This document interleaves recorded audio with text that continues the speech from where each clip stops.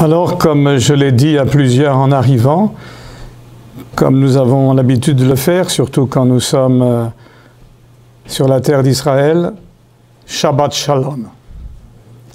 Shabbat Shalom. Parce que, oui, c'est ça, quand on dit Shabbat Shalom, on doit nous dire Shabbat Shalom. Que la paix du sabbat soit avec toi.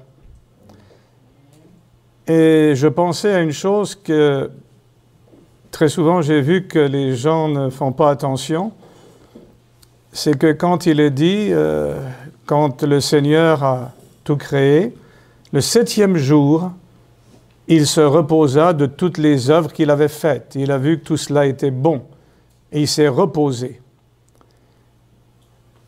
Est-ce que Dieu se fatigue? Est-ce que Dieu est un être humain comme nous pour se fatiguer? Non. C'est pour ça qu'en hébreu, le mot utilisé pour se reposer signifie qu'il était dans la joie. Il était heureux. Il se réjouissait en voyant tout ce qu'il avait fait. Récemment, le petit bureau, comment je vais dire, ma petite chambre secrète où je vais méditer, bon, il y avait besoin d'un petit peu de rénovation. Pas de luxe, mais de rénovation un petit peu. Et puis, surtout, mon second fils Samuel, il m'a aidé à faire cela. Puis c'est lui qui a fait le plus gros du travail. Puis maintenant, c'est un endroit agréable, très agréable. Il y a même un endroit où je peux, si dans la nuit, je ne dors pas, je peux venir m'allonger, tout. C'est vraiment un beau petit endroit, bien tranquille, bien paisible. Et puis, bon, quand il y avait le projet, il faut faire ci, il faut faire ça, tout le monde a des activités, alors ça avance plus ou moins vite. Mais une fois que tout a été fini, là, quand j'entre là, je me repose. Amen. Ça veut dire, je suis très heureux d'être là, je suis dans la joie d'être là, je suis dans la paix. Il y a une satisfaction pleine, entière, totale. Eh bien, ça, c'est le repos que Dieu s'est offert le 7e jour. Amen. Eh bien, c'est le même repos dans lequel nous devons être. Et je le dis souvent, certains, comment je vais dire un petit peu par humour, disent, pour le frère Fernand, c'est sabbat tous les jours. Oui, je comprends bien que le 7e jour, c'est le sabbat. Mais pour moi, c'est le sabbat tous les jours. Je dois être dans le repos de Dieu, dans ce bonheur, dans cette satisfaction, tous les jours, à tous les instants. Et c'est pour ça que c'est très important de réaliser ce que veulent dire les mots dans la Bible. Nous avons la parole de Dieu. La parole de Dieu, c'est quelque chose de puissant, de merveilleux. Même la parole de Dieu, c'est une puissance de création. Mais quelquefois, même quand nous l'avons bien étudié, nous l'avons bien scruté, quelquefois, nous n'avons pas vu le sens de la parole. Jésus a dit aux scribes et aux pharisiens qui connaissaient les Écritures, mais tout à fait d'une manière particulière. Moi, je connais un rabbi juif et qui était orthodoxe et qui s'est converti à Christ. Et il nous a raconté que son père était rabbi, que son grand-père était rabbi, et ils étaient là-bas en Europe centrale. Et ils vivaient dans une communauté fermée, ensemble, rien qu'eux. Et il dit que son grand-père, ils avaient la Torah, ce qu'on appelle, vous savez, le Pentateuque, les 5 premiers livres de la Bible, qu'on appelle nous le Pentateuque, les livres de Moïse, comme ils le disent en allemand, hein, Moïse, de Moïse, etc. Et il avait une telle connaissance de ça qu'ils ont, eux, conservé les rouleaux, c'est la Torah, ils vénèrent, je dirais, l'objet de trop par rapport à l'éternel Dieu, hein, qui a parlé, qui a fait écrire ces choses, mais enfin, peu importe, c'est un autre sujet. Mais lui, si on lui avait dit ceci, il connaissait tellement le texte par cœur, tellement bien, que si on avait planté un clou, ou surtout il ne faut pas le faire sur un rouleau de la Torah, mais si on avait planté un clou là, il aurait été capable de dire sans aucune erreur quelle lettre hébraïque le clou avait transpercé, tellement il connaissait tout le texte. Mais il a dit par exemple à un certain moment, vous connaissez les Juifs, ils ont pour leur alimentation ce qu'on appelle le kasherut, la nourriture qui est cachère, déclarée donc consommable. Et bien là est arrivé dans cette Europe centrale, bien sûr il y a des années, des dizaines d'années, est arrivée la tomate. Et pendant 2 mois, ils ont débattu ensemble pour savoir si la tomate, on pouvait la consommer ou pas, si c'était cachère ou pas, pendant 2 mois. Alors voyez-vous, vous pouvez connaître le texte bien précis des Écritures, mais ça prend quelque chose d'autre. Ou j'allais dire même mieux, quelqu'un d'autre. Celui qui est l'auteur du texte, notre Dieu, il doit nous révéler sa parole. Nous l'avons ici dans ce verset du psaume 119, verset 130, la révélation, d'autres versions disent l'ouverture, la découverte, le dévoilement de tes paroles. Illumine, ou d'autres versions, éclaire, projette de la lumière. Elle donne de l'intelligence aux simples. Il faut avoir un cœur simple. Il ne faut pas être compliqué. Et quelquefois, dans ma vie, bien sûr, j'ai rencontré des milliers de chrétiens dans différents endroits dans le monde. Et puis, je vois Jonathan, est-ce que tu es déjà allé en Afrique, toi? Non. Eh bien, j'y suis allé bien des fois. Pas pour faire du tourisme, mais j'y suis allé pour apporter l'Évangile, la bonne nouvelle concernant le Seigneur Jésus-Christ. Et j'ai une habitude, les gens savent que moi, quand je vais en mission, je ne descends pas dans les grands hôtels. D'abord, je n'en ai pas les moyens, premièrement. Et deuxièmement, je n'aime pas ça. Je vais chez mes frères et sœurs, et ils sont très accueillants. Alors, je sais que mon épouse ne viendra pas avec moi sans doute, parce que quand elle sait un petit peu tout ce qui se passe, là, il y a toutes sortes à des endroits, des petites bibites de toutes sortes, etc. Elle connaît un peu toutes les histoires qu'on a pu vivre. C'est un peu plus difficile. Mais c'est mes frères, ce sont mes frères. Pourquoi moi est-ce que je serais supérieur à eux? Je vis comme ils vivent. Et s'ils peuvent vivre dans ces conditions, alors moi aussi je peux vivre dans ces conditions. Et là, en allant en Afrique et en voyageant à travers le monde, j'ai vu la même chose. Il y a un certain nombre de personnes qui sont chrétiennes, et je les respecte et tout, mais ils viennent me poser des questions. Et c'est toujours des tas de questions compliquées, hypothétiques et tout. Il y en a d'autres qui viennent, comme au jour de la Pentecôte, où ils ont dit à Pierre et aux autres apôtres, « Hommes, frères, que devons-nous faire ?» Ils ont entendu le message, leur cœur a été touché. « Hommes, frères, que devons-nous faire ?» Et Pierre leur a dit, « Repentez-vous, changez d'attitude. » Métanoïa en grec, ça veut dire « changez de comportement. » Retournez-vous, allez vers Dieu, abandonnez votre péché, confiez-vous en lui, demandez-lui son aide pour être vainqueur de tout péché. Et faites-vous immerger, baptiser dans le nom de Jésus-Christ pour la rémission de vos péchés et vous recevrez le don du Saint-Esprit et par le Saint-Esprit vous allez être capable d'accomplir ce que le Seigneur veut que vous accomplissiez. Et souvenez-vous, ce que Dieu veut, c'est votre bien. La volonté de Dieu et notre bonheur, ça marche ensemble. Amen. Trop souvent, les gens voient la volonté de Dieu comme un tas de commandements qu'il faut obéir, suivre et tout. Et c'est ce que les pharisiens du temps de Jésus avaient enseigné, et qu'ils ne pratiquaient peut-être même pas vraiment eux-mêmes, mais ils mettaient des pesants fardeaux sur les gens. C'est pour ça que pour certains même, l'observance du sabbat, c'est un fardeau. je dois. Non, j'aime. J'aime rencontrer mon Père Céleste. J'aime me trouver dans sa présence. J'aime me trouver avec mes frères et avec mes sœurs. Et c'est pour ça que c'est très important, la révélation. Le sous-titre, souvent moi je mets des sous-titres explicatifs, c'est pas forcément nécessaire, mais ça y est, bon, merci beaucoup, je ne savais pas que tu l'avais fait, ou que c'est Julie qui l'a fait. La révélation, notre plus grand besoin. En réalité, c'est le plus grand besoin.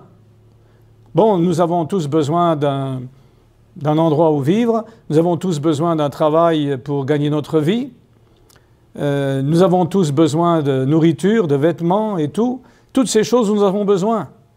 Mais qu'est-ce que Jésus a dit? Cherchez d'abord le royaume de Dieu et sa justice, et tout le reste vous sera donné par-dessus. Tout le reste. Vous voyez, moi je suis doublement béni ce matin, parce que j'ai donné un petit témoignage là.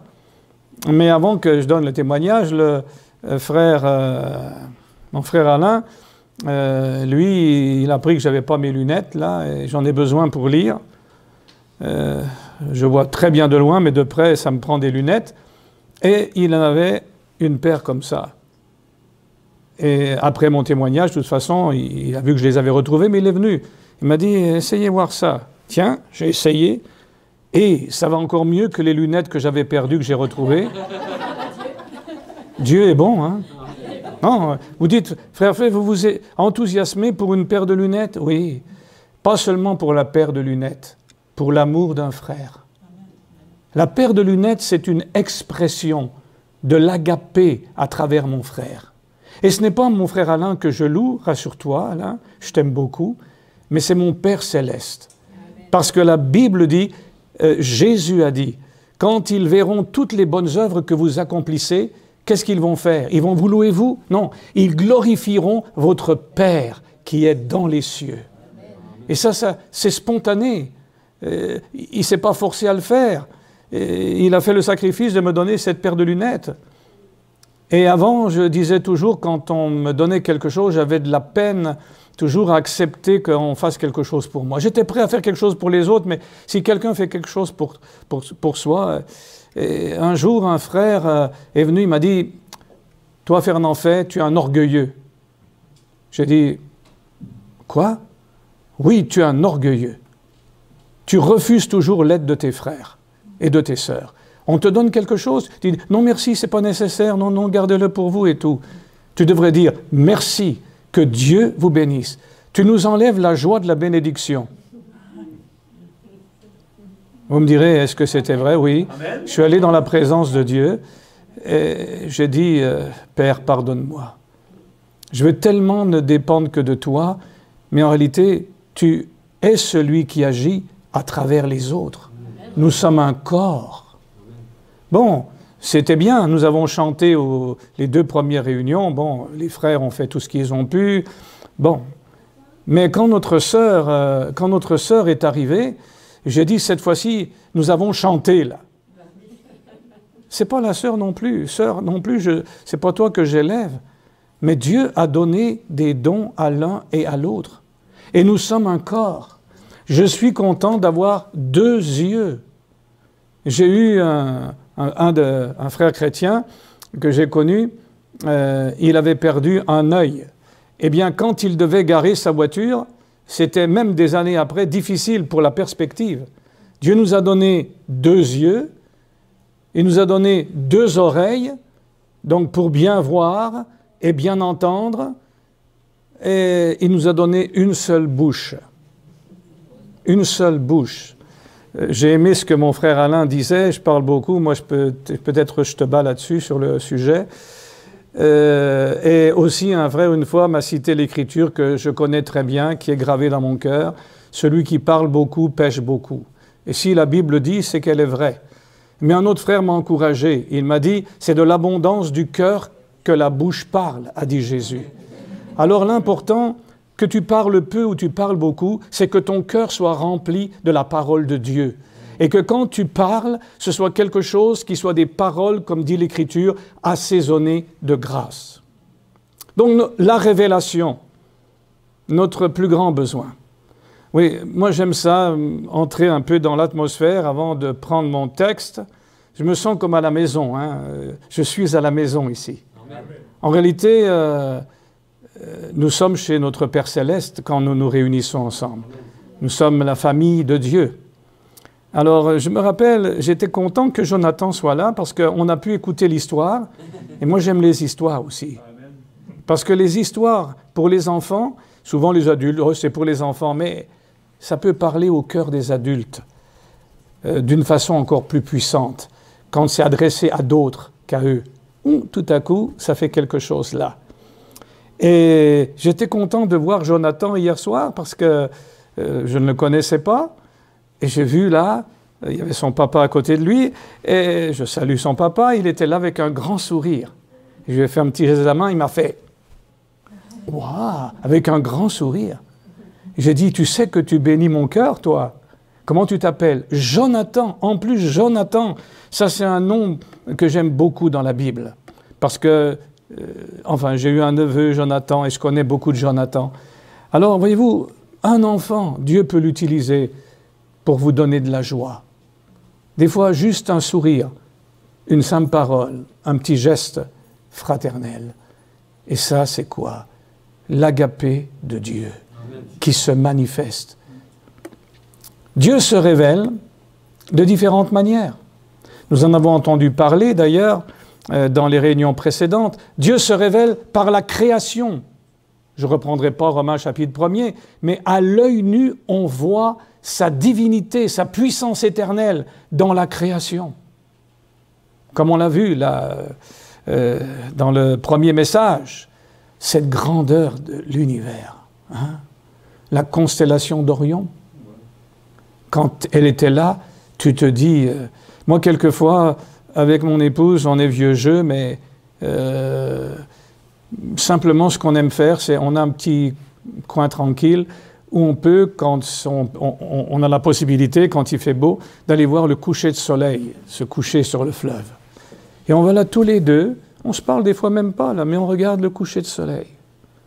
Je me rappelle que j'en avais parlé avec des jeunes de notre église, et ils se moquaient un peu de « Oh, le pasteur, il est romantique et ci et ça. » Mais il y en a un d'entre eux qui s'est marié, et puis un jour, il a fait une petite expérience avec celle qu'il venait de marier, sa bien-aimée. Et puis, il se trouvait à un certain endroit, à Montréal, sur le Mont-Royal. C'était le soir, et tout le monde regardait sur la ville, vers la ville. Et eux, tout à coup, ils sont retournés de l'autre côté, et c'était le soleil couchant. Il dit, nous, on avait le dos tourné à la ville, et on voyait le soleil couchant. Il dit, ça nous a tellement touchés qu'on a pensé à toi. J'ai dit, oui, c'est ça. Dieu est dans... Quand moi je vois ça, c'est plus beau que ce que n'importe quel peintre ou n'importe quel producteur de films peut nous amener. C'est la création de Dieu. Quand vous regardez tout ce qui est là autour de vous, vous y voyez Dieu. Non pas comme on l'a entendu, que Dieu est dans chaque arbre et toutes ces histoires-là qui ne tiennent pas debout, mais Dieu, il se révèle à travers la création. Mais ça, c'est une révélation qui n'est pas complète, suffisante. Alors Dieu se révèle aussi par la conscience. Même le pire criminel, il a une conscience. Et il a des pensées qui se combattent l'une et l'autre. Avez-vous une conscience? Oh, elle peut devenir élastique, hein, on peut vraiment... Mais cependant, même le pire a une conscience. On dit que les gens de la mafia, ce sont les plus grands donateurs aux œuvres de charité comme la Croix-Rouge et tout ça. Ils donnent, ils ont de l'argent qu'ils ont mal acquis sans doute, mais pourquoi? Parce que c'est pour soulager sa conscience. Le pire homme, la pire femme qui existe, elle a une conscience. Et Dieu se révèle par la conscience. Mais là encore, ce n'est pas suffisant comme révélation. Il s'agit d'une bonne révélation, Dieu se révèle. Mais où il se révèle surtout et pleinement, c'est dans la Bible, sa parole écrite, et dans son Fils, Jésus-Christ, sa parole vivante. C'est là que nous avons la pleine révélation de Dieu. Mais il s'agit là d'une révélation générale, offerte à tout le monde. Tout le monde peut avoir une Bible. Vous savez, je travaille encore. J'ai été le président du conseil d'administration de la Société biblique canadienne pour le Québec, bien que je sois un peu classé hérétique, mais quand même, là, on diffuse la Bible. Donc, voilà. Et je suis un homme qui aime la Bible. J'aime la Bible. Et je vais vous dire pourquoi. Je vous ai parlé un petit peu hier, fait allusion à mon témoignage, mais quand j'étais privé de liberté et que je ne pouvais pas sortir, c'est par une émission de radio. En ce temps-là, on appelait ça les transistors. C'est les petites radios qui commençaient à sortir. On appelait ça le transistor, la petite radio. Et mes parents m'avaient offert ça, mais moi-même, je ne dormais pas la nuit. Je veux dire, j'étais rempli de démons. Et j'ai dit, quand je vais sortir de là, je ferai sauter des barrages, je ferai... la folie était dans mon être. Et puis là, un matin, il n'y avait pas d'émission de radio en France, en général en Europe, pendant la nuit. Ça se terminait. Alors le matin, très bonne heure, à 4 heures du matin, jusqu'à 6 heures où ils commençaient les émissions, il y avait sur les postes périphériques, donc hors de la France, parce que c'était un monopole d'État, donc ils ne pouvaient pas émettre sur le territoire français, mais depuis le Grand-Duché du Luxembourg ou depuis la Principauté de Monaco, ils émettaient. Et là, ils vendaient des émissions. Ils vendaient à des organisations religieuses des émissions. Et je me rappelle ce matin-là quelque chose qui s'est passé. Je ne dormais pas, j'étais rempli de crainte, tout ça. Et j'ai ouvert la radio et j'ai entendu ceci. « Repens-toi, toi qui vis dans le péché. » Imaginez que repentance, je ne savais pas trop ce que ça veut dire, mais vivre dans le péché, ça, je savais ce que ça veut dire. Mais je n'ai pas réfléchi là. Ça a touché mon cœur. Et j'ai commencé à pleurer, pleurer et à demander pardon à Dieu pour mes péchés. C'est là que ça a commencé.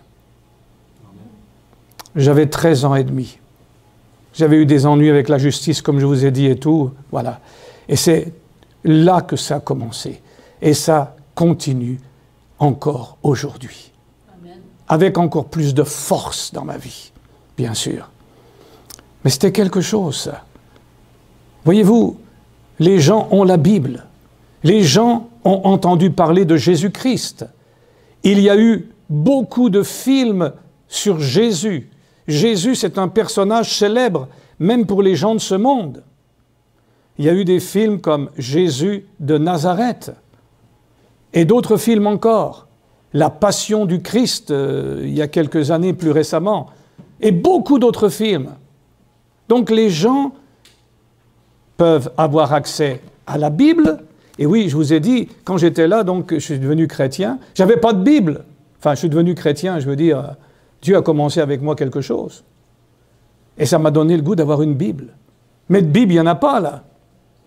Alors finalement, j'avais écrit à cette émission qui s'appelait La Bonne Nouvelle par les ondes, à Marseille, en France, pour avoir une Bible. Je ne savais même pas où aller acheter une Bible, ou obtenir une Bible.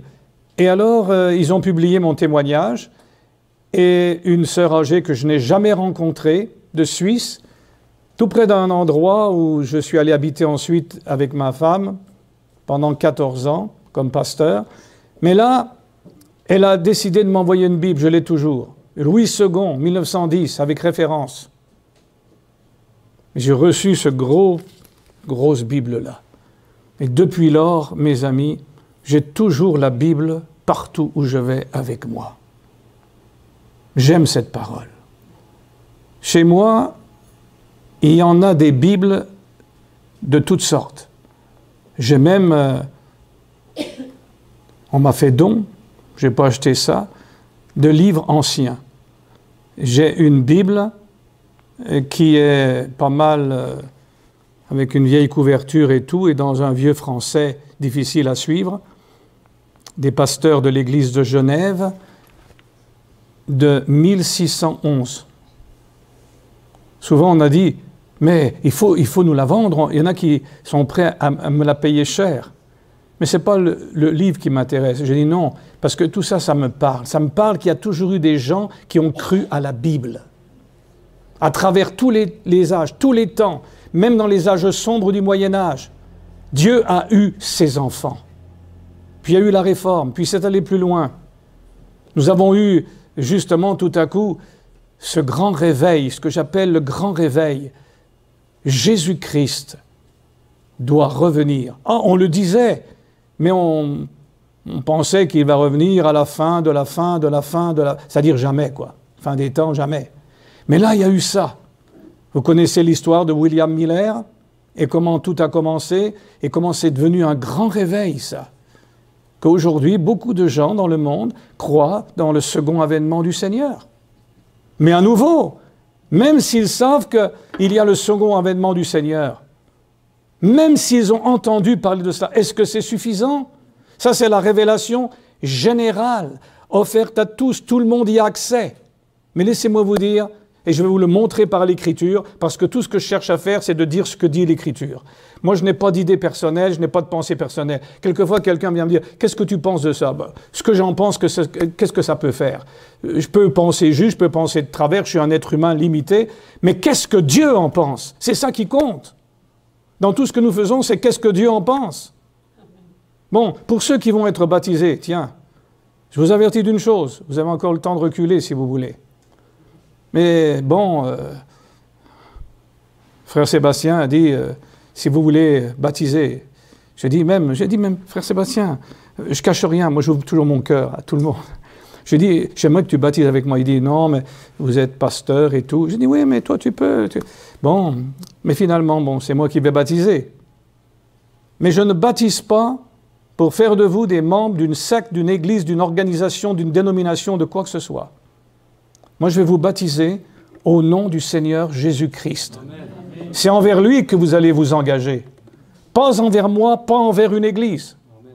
Or, lorsque maintenant je regarde dans de nombreuses dénominations, même l'église adventiste du 7e jour officielle, j'utilise le mot officiel pour préciser, je regarde ce qui est exigé de ceux qui se font baptiser. Crois-tu ceci, crois-tu cela, crois-tu ça, et tout un tas de choses. Et puis en même temps, ça dit que parce que tu te fais baptiser et que tu crois tout ça, tu deviens membre de l'église adventiste du 7e jour. Bien honnêtement, je vais vous dire, chacun est libre. Si des gens veulent être membres d'une église, ils sont libres. Mais moi, si je regarde dans ma Bible, pas qu'est-ce que telle église dit, l'église adventiste ou l'église baptiste ou l'église pentecôtiste ou l'église luthérienne, peu importe quelle église, qu'est-ce que la Bible dit? Qu'est-ce qu'on leur posait comme question? Si vous avez pris le petit texte imprimé là, je ne vais pas tout vous lire, mais je veux partager avec vous ce qui se trouve dans ce qu'on appelle Time Magazine. J'ai un exemplaire original du Time Magazine chez moi, avec cette chose-là. Et il y a un sous-titre qui dit « The Old-Time Religion ». Ça a été publié le 5 décembre 1955. Et ça nous dit dessous « Account on a baptism in Roma near 100 AD ». Donc, rapport d'un baptême à Rome autour de 100 ans de notre Seigneur, comme on disait avant. Donc 100 ans après Jésus-Christ. Voilà ce que ça dit. Rapport historique. Le diacre leva sa main et Publius Decius entra par la porte du baptistère. Debout dans l'eau jusqu'à la ceinture se tenait Marcus Vasca, le marchand de bois. Il souriait, tandis que Publius avançait dans l'eau du bassin près de lui. « Crois-tu » lui demanda-t-il. « Je crois, » répondit Publius. « Je crois que mon salut vient de Jésus le Christ, qui fut crucifié sous Ponce Pilate. Avec lui je meurs, afin qu'avec lui je puisse avoir la vie éternelle. » Alors il sentit que des bras musclés le soutenaient, tandis qu'il se laissait aller en arrière dans les eaux du bassin, et il entendit la voix de Marcus dans son oreille, « Je te baptise dans le nom du Seigneur Jésus », alors que l'eau froide se refermait sur lui. Nous avons vu hier, lorsque Philippe rencontra l'eunuque éthiopien, il a dit « Qu'est-ce qui empêche que je sois baptisé ?»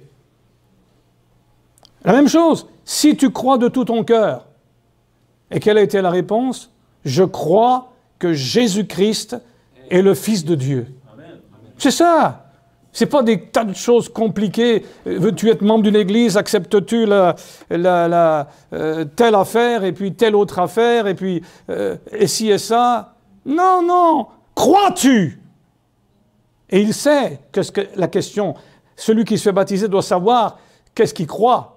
Et la réponse est, je crois que Jésus-Christ est le Fils de Dieu. Amen. Et alors c'est tout. Ça règle le problème. C'est ce que dit la Bible. C'est simple. La révélation de tes paroles est claire. Elle donne de l'intelligence aux simples. Si vous ne devenez comme de petits enfants, vous n'entrerez pas dans le royaume de Dieu. Il faut devenir un petit enfant. Un petit enfant, il croit ce qu'on lui dit. Si on lui dit que le Père Noël existe, il croit qu'il y a un Père Noël. Et j'ai toujours dit, chez nous, dans notre église, nous ne croyons pas dans toutes ces bêtises-là. Je dis, enseignez à vos enfants la vérité. Oui, si vous voulez leur faire un petit cadeau, moi j'ai rien contre. Mais une chose est certaine, dites-leur bien qu'il n'y a pas de Père Noël, que c'est vous le Père Noël, en quelque sorte. Ce sont les parents qui donnent des cadeaux aux enfants et pas inventer des choses pareilles. Parce qu'un peu plus tard, quand ils seront un peu plus âgés, ils disent « Mais ton Jésus, c'est un peu comme le Père Noël, là. Hein? » Si vous leur avez dit juste la vérité, vous avez semé la vérité, vous récolterez quelque chose. Mais si vous semez quelque chose qui n'est pas la vérité, vous récoltez aussi quelque chose. On récolte uniquement ce qu'on sème.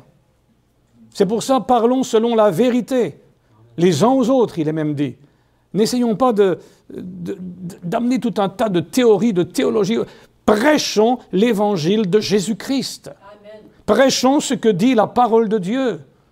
Et vous regardez, lisez le livre des Actes, lisez votre Bible, relisez-la. Et vous voyez les prédications que vous trouvez là. Hier, j'ai parlé de la courte prédication au jour de la Pentecôte.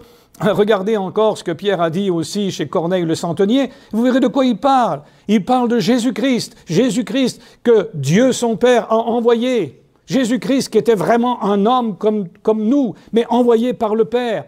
Et Jésus-Christ qui est mort pour nous et qui a été ressuscité par le Père. Et Jésus-Christ, c'est lui le Seigneur. Jésus, c'est lui le Seigneur et le Christ. Lui qui est le Dieu qui nous sauve. Dieu notre Père nous sauve à travers lui. C'est tout simple. C'est ça qu'il nous faut voir.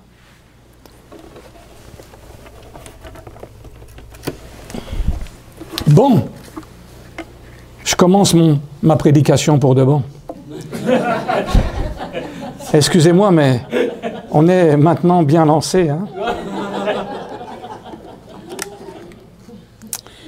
Les Juifs, je reviens à ça, qui connaissaient les textes de l'Écriture avec précision, qui les étudiaient avec minutie, qui avaient eu l'occasion de rencontrer le Seigneur, de l'entendre, Jésus va les reprendre. Matthieu 22, 29. Jésus leur dit, « Vous êtes dans l'erreur, vous errez, vous vous égarez. » Parce que vous ne connaissez ni les Écritures, ni la puissance de Dieu. Imaginez dire ça à ces érudits-là. Mais Jésus savait ce qu'il disait. Et ne pensez pas que Jésus parlait d'une manière méchante. Non, non. Même quand il parlait sévèrement, c'est par amour qu'il le faisait. Comme un père peut parler sévèrement à ses enfants, mais c'est par amour qu'ils le font. Je me rappelle notre fille Anne-Rachel, elle avait, je pense, 15 ans à ce moment-là. Elle avait une amie, et puis qui venait chez nous, tout ça, et on connaissait les parents et tout. Bon. Et ces gens n'étaient pas chrétiens, mais cependant, ils étaient des braves gens. Et un jour, ma fille me dit ceci, il y a le festival d'été à Québec, dans le temps encore où il faisait... ou non, c'était la Saint-Jean-Baptiste ou quelque chose comme ça.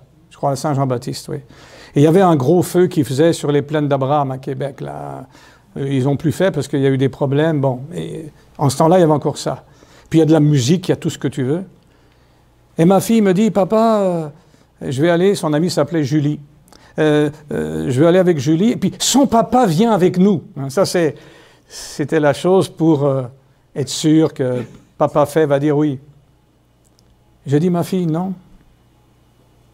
Non, tu n'iras pas. Mais il est là, le papa de Julie, tu le connais, tout, Julie, c'est une brave fille, tout. Oui, oui, non. Je dis, c'est pas notre place, là. C'est pas ta place. Tu comprendras plus tard. Elle est partie dans sa chambre, triste, elle a pleuré un bon moment. Vous me dites, frère Fay, vous êtes cruel. Non, j'aime ma fille. Quand vous aimez quelqu'un, vous ne l'envoyez pas dans des endroits dangereux. Savez-vous quoi? Des années plus tard, voilà ce qu'elle m'a dit. Elle m'a dit, papa, tu te rappelles cette fois-là? Oui.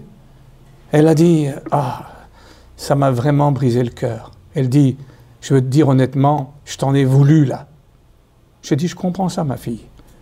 Mais elle a dit, je te remercie maintenant de ce que tu as fait ça pour moi. Parce qu'à ce moment-là, je n'étais pas capable de voir que ça n'avait aucun sens d'aller dans un tel endroit et qu'on court des risques inutiles. Je te remercie, papa. Quand Dieu parle sévèrement, c'est par amour. C'est pour nous éviter du trouble. C'est pas pour nous enlever de la joie. Au contraire, c'est dans sa parole, dans la pratique de sa parole, dans la soumission à sa parole, que se trouve la joie la plus abondante. Il y a d'abondantes joies devant ta face ou dans ta présence. Dans Jean chapitre 8, verset 19, là c'était sur les Écritures que Jésus les a repris. Et là, dans Jean 8, 19, « Et lui dire donc, où est ton Père ?» Il parlait toujours du Père, n'est-ce pas? Si vous lisez les évangiles, je ne sais pas, nous on se contente d'écouter le prédicateur, le pasteur ou je ne sais quoi, mais vous savez, c'est tous les jours que nous devons lire la Bible. Autant de fois que nous le pouvons, lisez votre Bible, méditez les Écritures. Quand vous regardez, il parlait du Père. Il dit, « Il est où donc ton Père, ce Père dont tu nous parles ?» Jésus répondit, « Vous ne connaissez ni moi, pourtant il le connaissait, il l'avait entendu parler, il le voyait, mais il dit, « Vous ne me connaissez pas, vous ne connaissez ni moi, dit mon Père. Si vous me connaissiez, vous connaîtriez aussi mon Père. » Ça, c'est déjà un petit point qui nous montre que pour connaître le Père, il faut connaître d'abord le Fils. Parce que c'est le Fils qui nous amène au Père, qui est le chemin vers le Père. Ce dont ils avaient besoin impérieusement, c'est d'une révélation personnelle qui leur manquait cruellement. Ils avaient la révélation générale, tout le monde l'a sur les Écritures et sur Jésus-Christ, mais ils avaient besoin d'une révélation personnelle. Je reprends Psaume 119, 130. La révélation ou l'ouverture, la découverte, le dévoilement de tes paroles illumine, éclaire, projette de la lumière. Elle donne de l'intelligence au simple. Et dans la version du Sommeur, Proverbe 29, 18, quand il n'y a pas de révélation divine ou révélation prophétique, qui veut dire sous l'inspiration, vision, le peuple se laisse aller. Il est sans frein, disent d'autres versions, se relâche, vit dans le désordre. Heureux celui qui obéit à la loi de Dieu. La révélation personnelle aux croyants. La parole écrite, la Bible, si elle demeure essentiellement doctrinale pour nous, conceptuelle, intellectuelle, ça ne crée pas la foi. Ça ne change pas le cœur du croyant de façon décisive. Ça ne le ramène pas à l'image de Dieu. On aura beau la lire, la relire, la répéter, même la prendre par cœur ou l'écouter, la réécouter voire en faire l'objet de recherches possibles désormais presque infinies à l'aide d'un ordinateur, si c'est seulement notre intellect qui est concerné et stimulé, alors la parole de Dieu, la Bible, reste théorique, cérébrale, sans effet réel et pratique, comme morte. Jésus l'a dit, la lettre tue, l'esprit vivifie.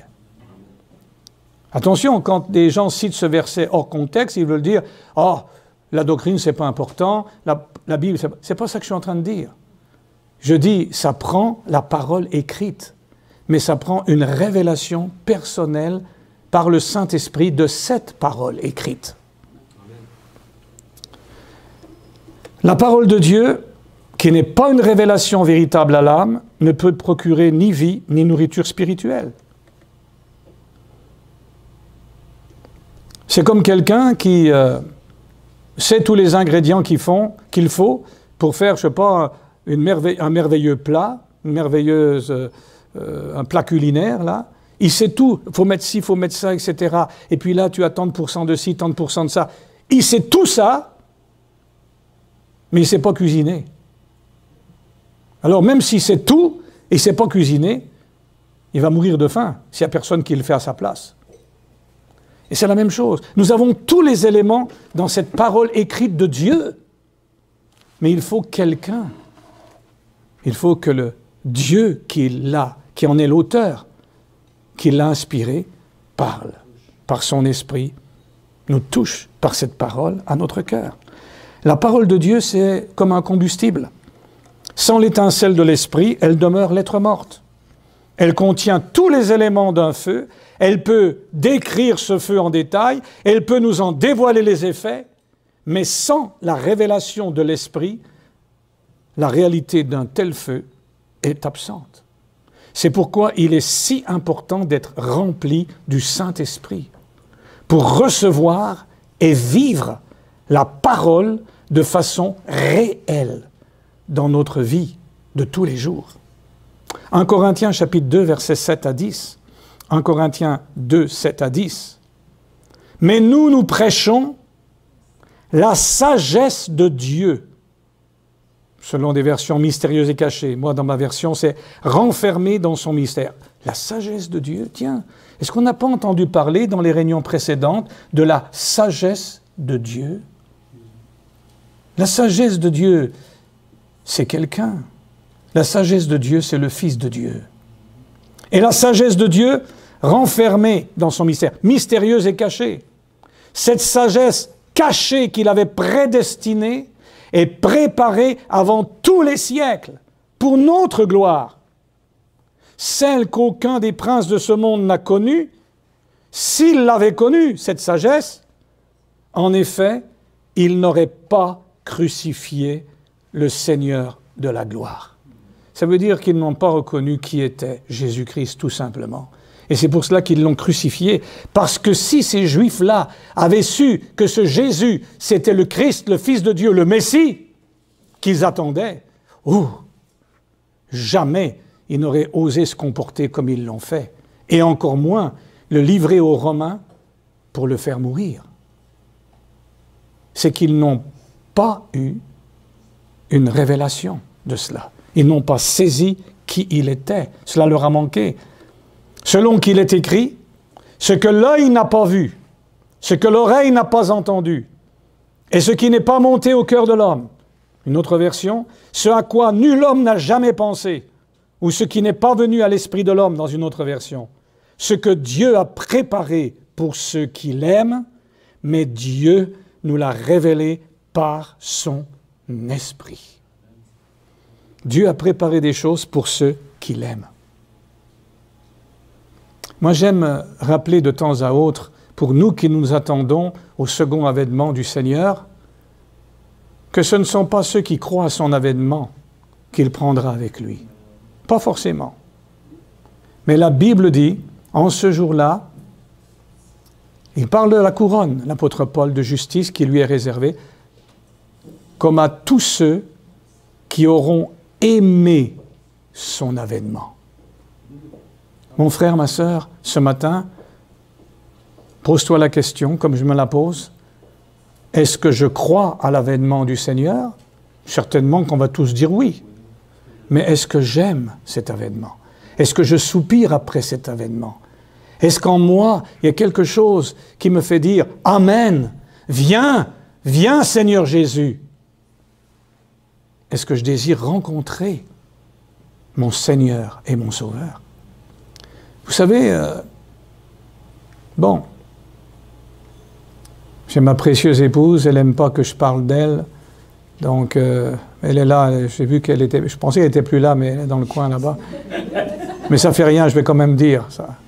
Vous savez, ça fait 55 ans qu'on s'est rencontrés pour la première fois. Elle avait 14 ans, j'en avais 17 à l'époque. Ça a changé, hein? Et puis, ça fait bientôt 50 ans, dans quelques mois, que nous nous sommes mariés. Mais je vais vous dire, avant que nous puissions nous marier, pendant, on va dire, les 5-6 ans avant, les 6 ans avant, ces 6 ans, on habitait à 600 km de distance, il y avait pas de, on n'avait même pas le téléphone fixe, des fois, à la maison. Alors, bon, et puis, oubliez tout le reste, l'Internet, tout ça, il n'y avait rien de tout ça. Donc, la poste, on s'écrivait. Elle écrivait une lettre, et dans la même semaine, moi, j'envoyais la réponse. Donc, il y avait une lettre qui arrivait comme ça, voilà. J'ai toujours dit, quand je l'ai rencontrée, la petite Michelle Wipf, là, nous étions guides pour non-voyants et malvoyants. Dans une rencontre chrétienne, on s'est rencontrés. Et on devait s'occuper de 12 non-voyants ou malvoyants. Et c'est comme ça, puis ça continuait. Mais vous savez, c'était à l'ancienne mode, hein.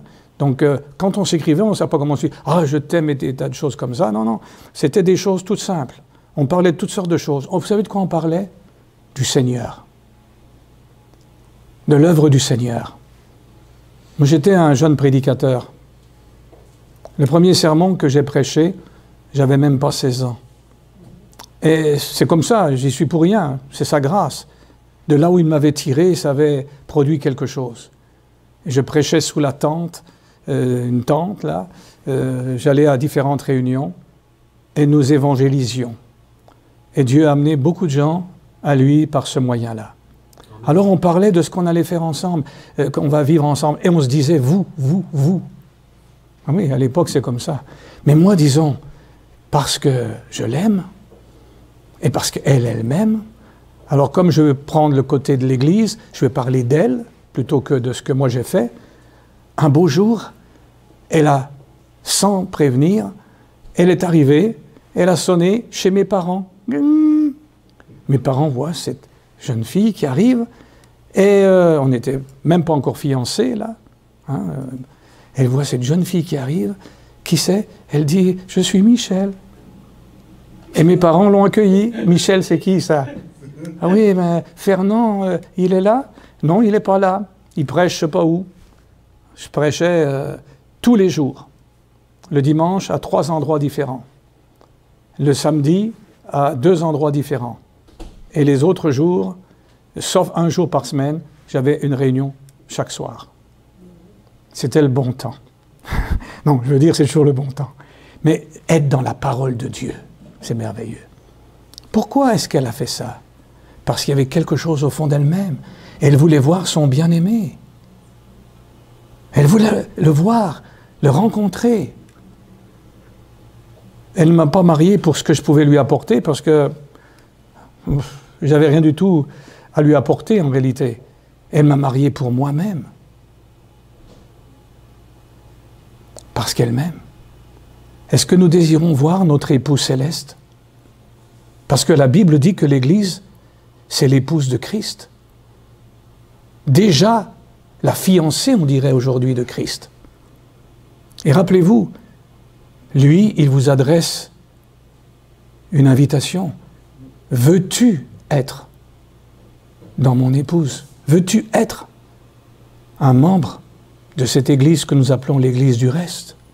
que je vais venir prendre auprès de moi pour aller au souper des noces dans la gloire. C'est l'année passée, je crois, qu'il a prêché les 3 soupers, le frère. Oui. Il a parlé de ce souper-là. Et il a cité qu'en français, ça disait festin. C'est une fête. Ça, c'est son invitation. Veux-tu? Et ta réponse, c'est quoi? Oui, je le veux. Et comment tu exprimes ta réponse? Mais en te faisant baptiser en son nom. C'est ta réponse. Le mariage est une alliance. Ce sont des promesses échangées. Lui, il te fait la promesse de te rétablir, de te ramener à l'état originel qu'il avait dans sa pensée à ton égard, à être un fils de Dieu, à l'image du Fils de Dieu. Et ta réponse, c'est « Oui, je le veux, Seigneur ». L'amour est dans tout, parce que Dieu est amour. Alors c'est important, ça. Dieu nous l'a révélé par son esprit. Jacques, chapitre 1er, verset 21. C'est pourquoi, rejetant toute souillure et tout excès de méchanceté, recevez avec douceur, c'est-à-dire avec bienvenue, la parole qui a été plantée en vous et qui a la puissance de sauver vos âmes. Elle est plantée en nous. Dieu veut planter sa parole dans notre cœur. Vous vous rappelez l'histoire des 4 terrains dont Jésus a parlé, la parabole? Si vous regardez, ça dit toujours que la parole est semée où? Dans le cœur de l'homme. Toujours. Mais, selon comment est le cœur, ça ne marche pas. Mais là, il est dit, recevez avec douceur. La terre, quand elle est bien humidifiée et qu'on en met la semence, elle s'ouvre là, ben c'est ça. Ouvrons-nous au Seigneur. Ouvrons-nous à sa parole. Laissons-le nous révéler sa parole. Dans Ésaïe, chapitre 29, le verset 11, puis on sautera au verset 18, « Toute la révélation est pour vous, comme les mots d'un livre cacheté, d'autres versions disent un livre scellé, que l'on donne à un homme qui sait lire, en disant, lis donc cela, et qui répond, je ne le puis, car il est cacheté, il est scellé. Et au verset 18, il est dit, fort heureusement, en ce jour-là, les sourds entendront les paroles du livre. Et délivrés de l'obscurité et des ténèbres, les yeux des aveugles verront. C'est ça que Dieu fait par son esprit. Il t'ouvre tes oreilles, les oreilles de ton cœur. Il ouvre tes yeux spirituels. Et tu vois la chose. Comme il l'a fait pour l'apôtre Pierre. Qui dit-on que je suis? Bon, et vous, qu'est-ce que vous dites que je suis? Et lui, Pierre, il n'a pas réfléchi rien. C'était le Père qui lui a révélé cela. Tu es le Christ. Tu es le Fils du Dieu vivant.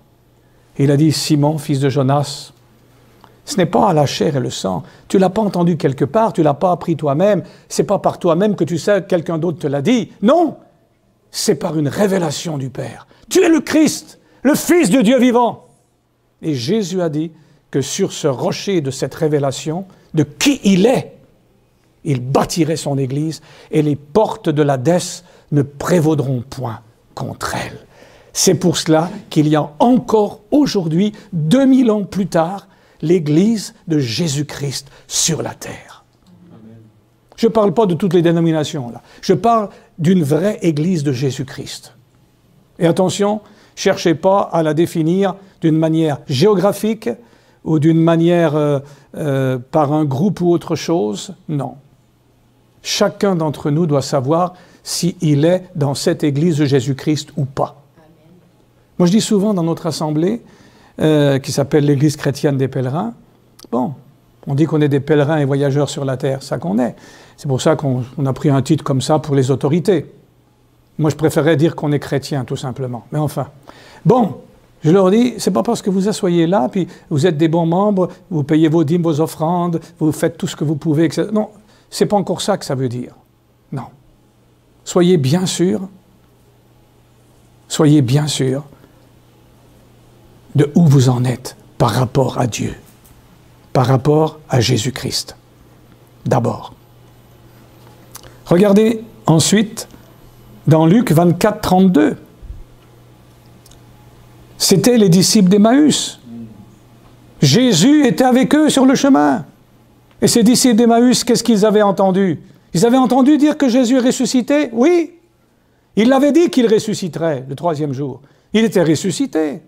Et eux, ils quittaient Jérusalem pour aller à Emmaüs. J'ai fait déjà ce voyage-là à pied. Depuis Jérusalem, j'ai quitté pour marcher jusqu'à...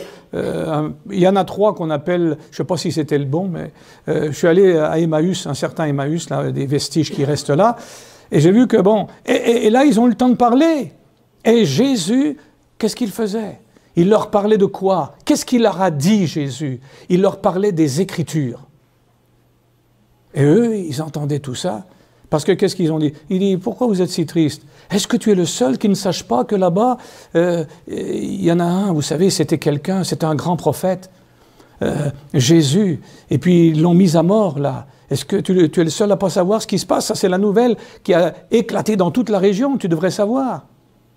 Oh, il y a bien quelques femmes de ses disciples qui ont été dire qu'elles l'ont vu ressusciter, mais vous savez, pardonnez-moi mes sœurs, mais les femmes, hein, c'est un peu sensible trop.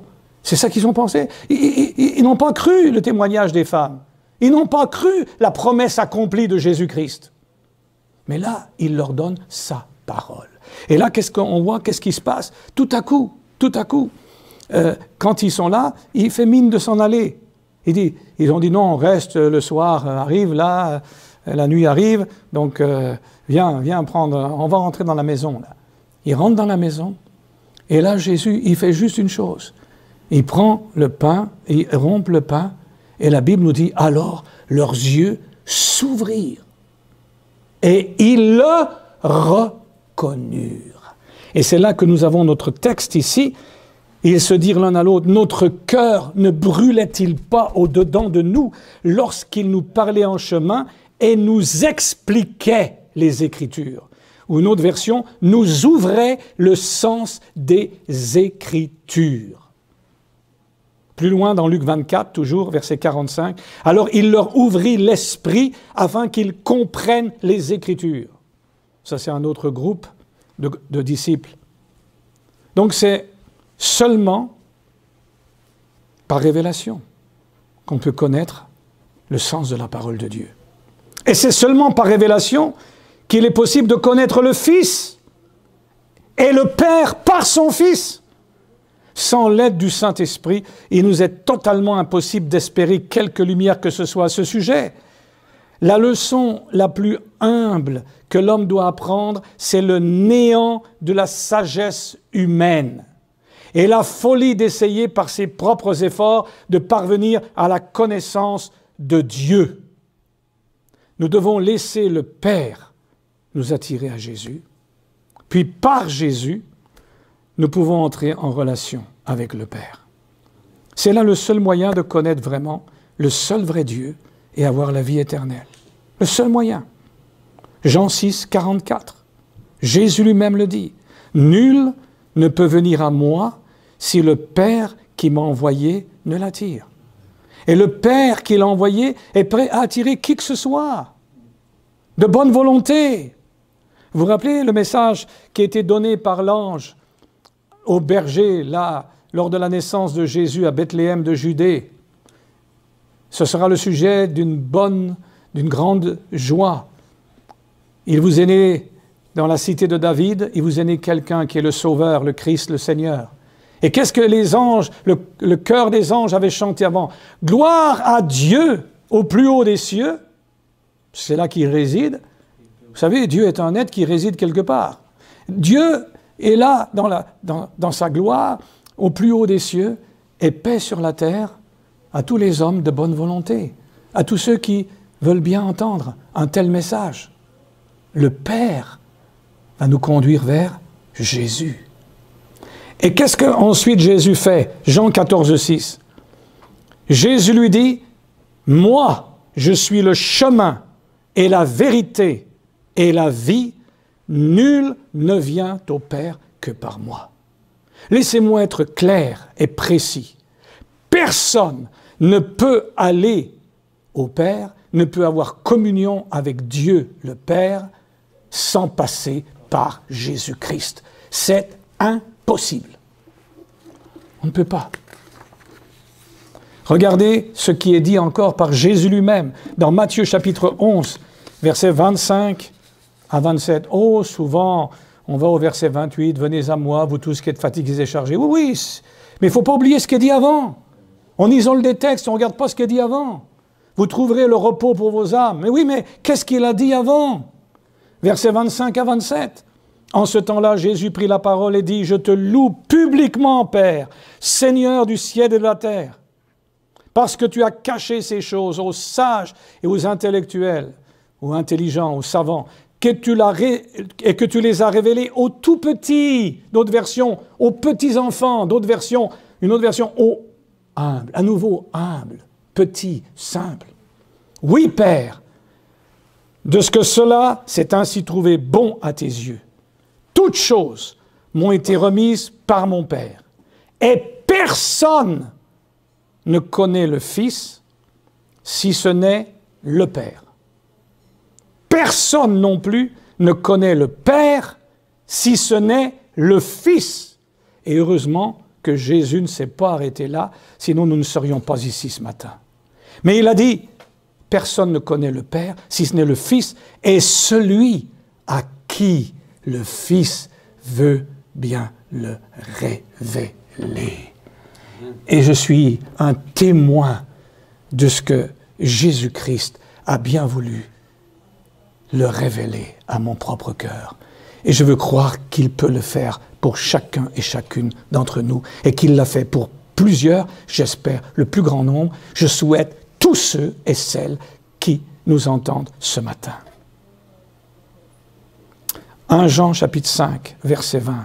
Nous savons aussi que le Fils de Dieu est venu, et il nous a donné l'intelligence pour connaître le véritable, le vrai Dieu. Et nous sommes en ce véritable, en son Fils Jésus-Christ. C'est là où c'est lui qui est le Dieu véritable et la vie éternelle. Pourquoi il est venu, le Fils de Dieu? Pour nous révéler le Père, pour nous donner l'intelligence.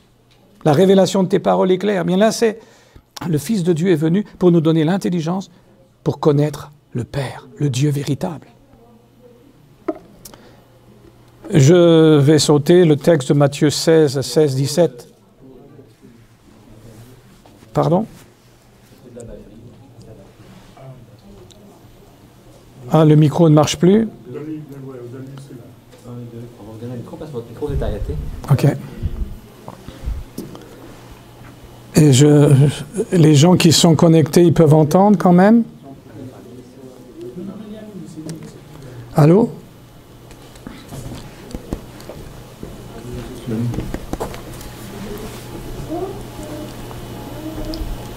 Oh. Il est déchargé. Oui, il y a un autre. Un de ceux-là? Bon, ok. Voilà. OK. Ça marche? Oui, je vais le... Bon. Il faut le mettre plus proche. Est-ce que c'est correct? Oui. Parfait. C'est très bien. Parce que c'est important ce que nous sommes en train de dire. Oui, je pense, le frère Fernand, c'est un prédicateur intarissable, et certainement les gens veulent manger, avoir... je ne sais pas moi. Mais vous savez, je vais vous dire une chose. J'ai toujours dit, partout où je prêche, si vous êtes trop fatigué, que c'est trop pour vous, faites pas une indigestion. Et gardez un bon esprit à mon égard, j'aime mieux ça. Alors, vous pouvez quitter, et voilà, vous en avez assez, c'est bon pour vous, mais ceux qui veulent, ils peuvent rester. Alors, je saute Matthieu 16, 16, 17, que j'ai déjà lu au sujet de Pierre, mais je prends 1 Corinthiens 12, 3. Nul ne peut dire que Jésus est le Seigneur si ce n'est par le Saint-Esprit. Vous me dites, mais quoi? N'importe qui peut en faire réciter à quelqu'un, répète après moi, Jésus est le Seigneur. Il va dire, Jésus est le Seigneur. Toi, il peut le dire, même sans le Saint-Esprit. Oui, il peut le dire, mais ça n'a aucune valeur. Vous savez pourquoi? Jésus a dit une fois à ses disciples, pourquoi me dites-vous, m'appelez-vous Seigneur, Seigneur, et ne faites-vous pas ce que je vous dis. Appeler Jésus son Seigneur, ça veut dire le reconnaître comme celui à qui on se soumet. Et on ne peut pas se soumettre au Seigneur sans que par son esprit, il nous amène à cette soumission. Et lui, il sait ce que c'est que la soumission. Il a appris l'obéissance par les choses qu'il a souffertes, bien qu'il fût le Fils unique engendré de Dieu. Alors nous qui sommes fils par adoption, est-ce que nous n'avons pas besoin d'apprendre l'obéissance? Oui. Et nous ne pouvons pas l'apprendre à moins que par l'aide de son esprit, nous puissions le suivre sur ses traces dans la soumission à Dieu. Bon, mais je vais aller plus loin. Et c'est là où pour moi c'est encore le plus important. Dans notre temps, j'ai parlé de la révélation personnelle aux croyants, que Dieu donne à un croyant. Mais maintenant je vais aller plus loin. La révélation personnelle dans le croyant, en vous. Parce que nous voyons, cependant, que cette révélation personnelle à l'homme doit aller plus loin, doit en arriver à une révélation personnelle dans l'homme. Passer d'une révélation extérieure à une révélation intérieure. C'est ce qui produit un changement total et nous conduit à ressembler à Jésus, à devenir, je le répète souvent, des fils de Dieu à l'image du Fils unique de Dieu. Une telle révélation manifeste en celui qui la reçoit Christ et sa vie. Regardez Pierre et les autres disciples de Jésus. Même si Dieu s'était déjà révélé à eux, ils n'ont vécu une réelle transformation qu'à la Pentecôte. Quand Christ a accompli sa promesse, quand il s'est révélé en eux.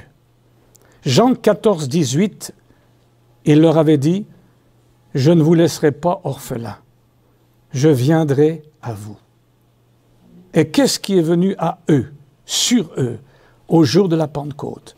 Le Saint-Esprit. Il est revenu sous une autre forme. Non pas Jésus, l'homme, même dans son corps glorifié, il est au ciel. Oh, excusez-moi. Mais Jésus en toi. Vous me dites, est-ce que c'est biblique ce que vous êtes en train de dire, frère Fay? Je vais vous citer la Bible. Galates, chapitre 1er, verset 16. Lorsqu'il, Dieu, a trouvé bon, dit Paul, de révéler en moi son Fils, afin que je l'annonce parmi les non-juifs, les gentils, les païens, les nations, je n'ai consulté ni la chair ni le sang. De révéler en moi son Fils. C'est quelque chose.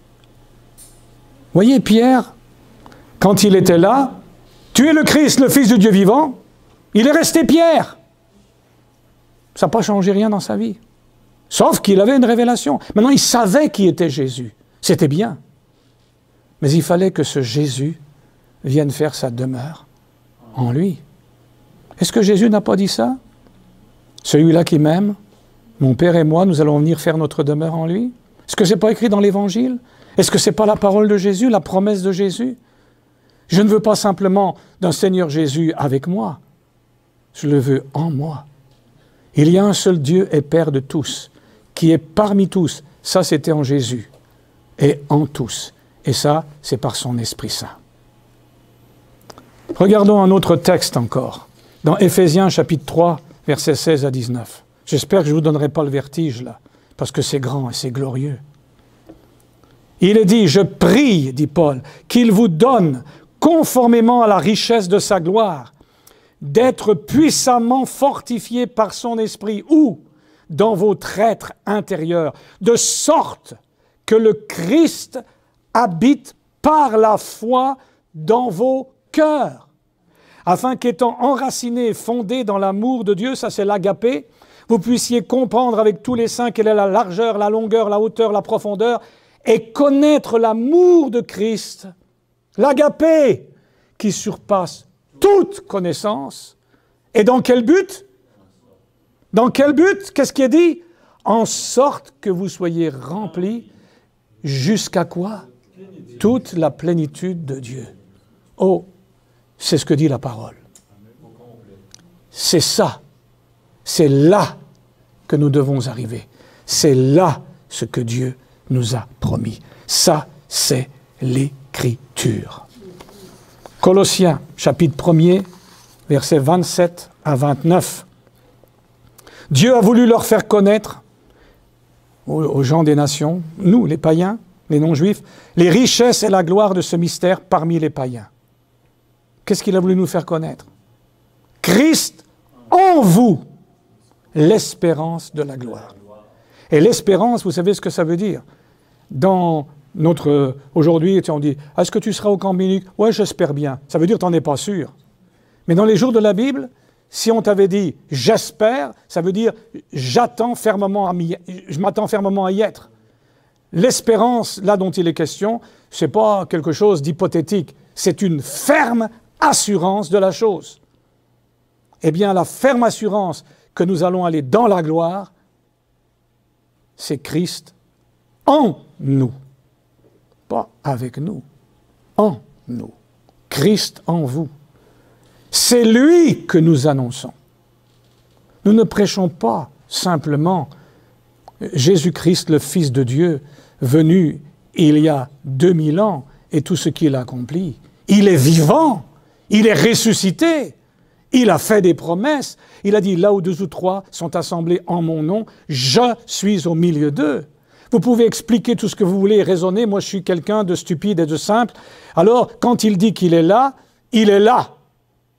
Nous savons bien comment il est là, et après les théologiens veulent m'expliquer mille choses. Non, bon, je sais bien qu'il n'est pas là physiquement, je ne le vois pas, mais il est là, en esprit, par son esprit.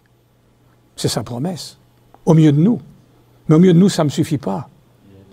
Je veux qu'il soit en moi, parce qu'il est venu parmi nous pour ensuite pouvoir venir en nous. Et Paul, il dit, c'est lui, donc Christ en vous, que nous annonçons, en avertissant tout homme et en instruisant tout homme en toute sagesse, afin de rendre tout homme parfait en Christ, parfait ou complet, entier en Christ. Il faut qu'il soit en toi pour que tu arrives là. C'est à quoi je travaille en combattant avec sa force qui agit puissamment en moi. Relisons les Écritures et puis on va être convaincus de ce que Dieu veut faire avec nous et pour nous. Galates chapitre 2, verset 20. Alors ça, je sais que mon frère Sébastien, c'est son verset préféré. Comme on dit, c'est pas qu'on veut dire que le reste, c'est pas bon, mais il y a des versets qui nous touchent plus que d'autres. Mais moi aussi, je l'aime, ce verset-là. J'ai été crucifié avec Christ. Ce n'est plus moi qui vis, c'est Christ qui vit en moi. Ma vie présente dans la chair, je la vis dans la foi du Fils de Dieu. Pas la foi au Fils de Dieu. C'est dans Martin, je crois que je lui ai dit, tu sais, tu trouveras une citation, je sais pas la citation, moi, la version, là, toutes les versions, mais au moins lui, il dit juste. Parce que dans le grec, ça dit la foi, Fils de Dieu. Ça dit pas au, du ou quoi, mais le vrai sens, c'est ça, la foi du Fils de Dieu. Rappelez-vous, dans l'Apocalypse, tu n'as pas renié ma foi. Ce qui doit nous habiter, c'est la même foi qui était en Jésus. C'est le même esprit qui était en Jésus. Amen. Pour avoir la même victoire que Jésus a obtenue, qu'il l'a manifestée. S'il est juste avec nous, il nous aide. Mais s'il est en toi, il t'amène à la perfection. Il t'amène à la pleine victoire. Il t'amène à être irréprochable pour le jour où il viendra chercher les siens. Et puis, bien sûr, Galates chapitre 5, versets 22 à 25. Mais le fruit de l'esprit, pas le fruit de Fernand Fay, le fruit de l'esprit. Si je porte le fruit de l'esprit, il faut que l'esprit soit quelque part. Et il faut qu'il soit la source de ce fruit. Comme la sève qui monte dans l'arbre, vous voyez le fruit, mais il y a une sève qui a amené qu'il y a un fruit. Et qu'est-ce qui amène le fruit abondant dans notre vie? Ce fruit dont Jésus a dit que nous allons le porter en abondance. Qui amène le fruit? L'esprit. C'est l'amour. Amen. Et l'amour qui inclut la joie, la paix, la patience, la bonté, la bienveillance, la foi, la douceur, la maîtrise de soi. Pas les fruits, le fruit dans le grec, singulier. Parce que si vous regardez en Corinthiens 13, dans notre assemblée, j'ai fait toute une étude sur les 15 éléments de cet amour agapé.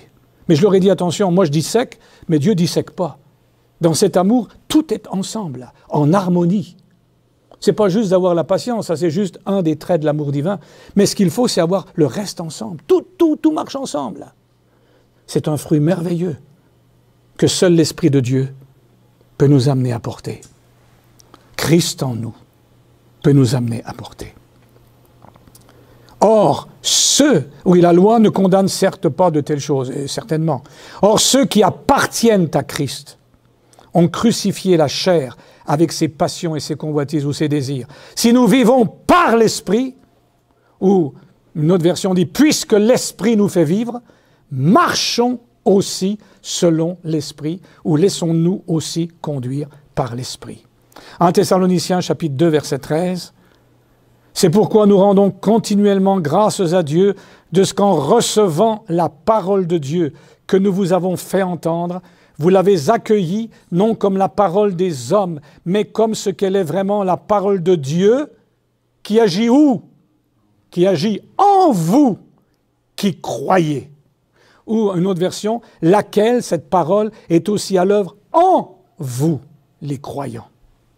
Et un dernier verset, 1 Jean 2, 27, « Quant à vous, l'onction que vous avez reçue de lui demeure en vous. »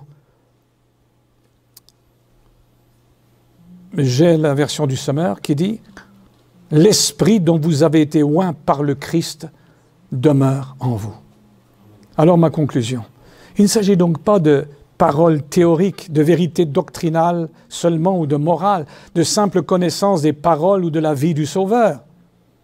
Il s'agit de la parole de vie de Christ, reçue personnellement par le Saint-Esprit, du Seigneur ressuscité, accueilli personnellement avec joie. Nous ne pouvons vivre une telle réalité, peu importe tous les efforts que nous déploierons, sans une révélation personnelle donnée par Dieu. La connaissance générale et académique de la parole de Dieu et de Christ ne peut en aucun cas nous amener à cette authentique communion avec Dieu.